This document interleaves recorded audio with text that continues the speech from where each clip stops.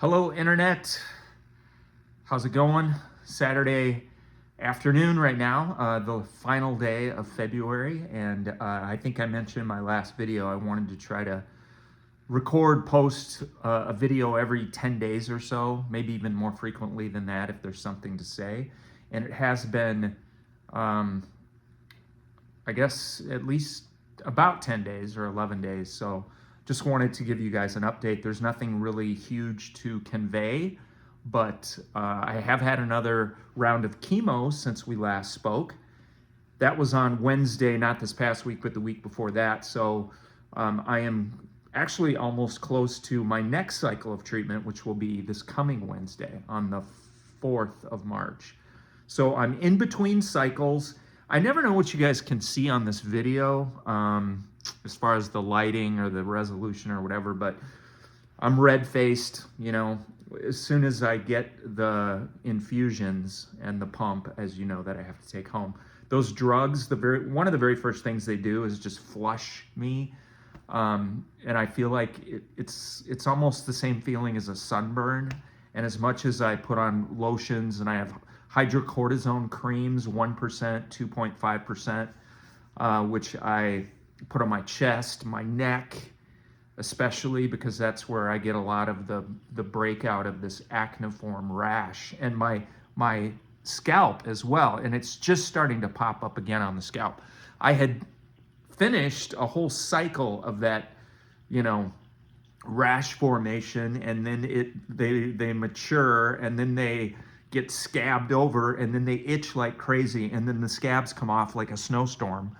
So I've already been through that once, because if you remember, we took a pause because of my liver ablation procedure about a month ago. So anyway, there was time for me to sort of semi-recover from my first 2 cycles of treatment.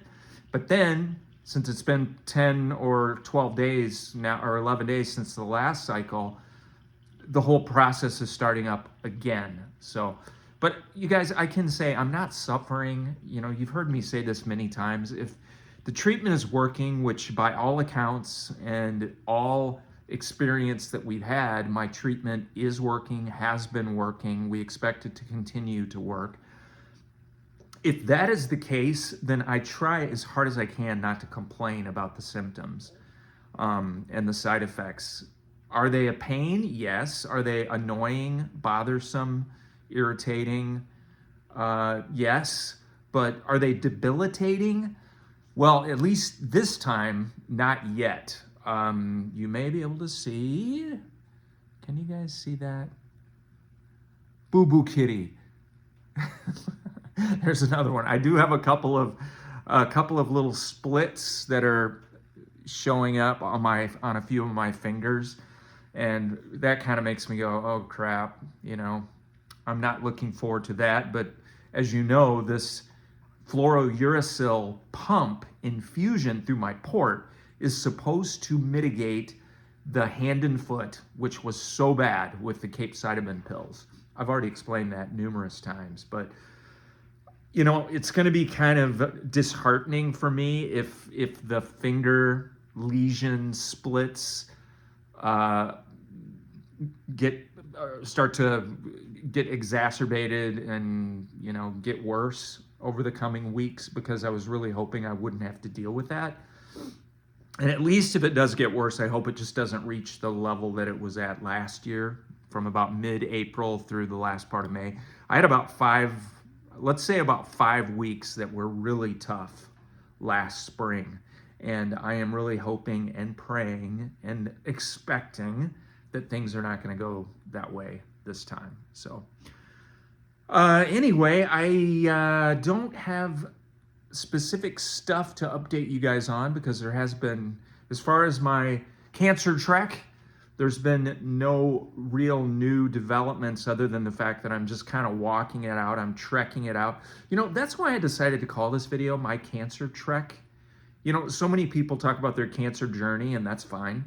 But I do have quite a bit of experience trekking, going back many years ago, the late 90s, the early 2000s in the Himalayas. Did some of the biggest treks in Nepal and North India. We're talking about the kind of treks where you go all the way up to 15, 18,000 feet. As I've mentioned before on here, I've been to the Mount Everest base camp on both sides, the Tibet side and the Nepal side. And Kalapatar, Gorak Shep, it's called on the Nepal side, is more than 18,000 feet. And as you know, that's 4,000 feet higher than anything here in the continental United States. So, okay, back to why I chose to call my YouTube video series My Cancer Trek. Because one of the coolest things I learned about trekking, you know, trekking is not something that lasts for 3 hours or even a day or even 2 or 3 days. Most treks go for many days, sometimes a week or 10 or 12 days, or there's some treks, I haven't personally done it, but some treks can go on for weeks. Even the Appalachian Trail here in the United States, you can, you know, go for weeks if you take your time. But anyway, the point is a trek is all kinds of ups and downs. Treks are full of periods where you are slogging it out and you think you can't take another step. You're at altitude and you are gasping for breath, and you're taking a step and then you're counting to 3 and then you're taking another step. But then on the other hand, there are also times during trekking where you're going downhill and you sail for 30 minutes or an hour or even half a day. And then all of a sudden you find yourself at the bottom of a valley and you have to start going up again. And I remember in those years, you know, back in the day when I did so many treks, it's a life lesson that you learn, you know. There are easy times and then there are very, very hard times. And, you know, one of our biggest cliches as human beings in this life is this too shall pass. And I'm sure you guys all know what I mean.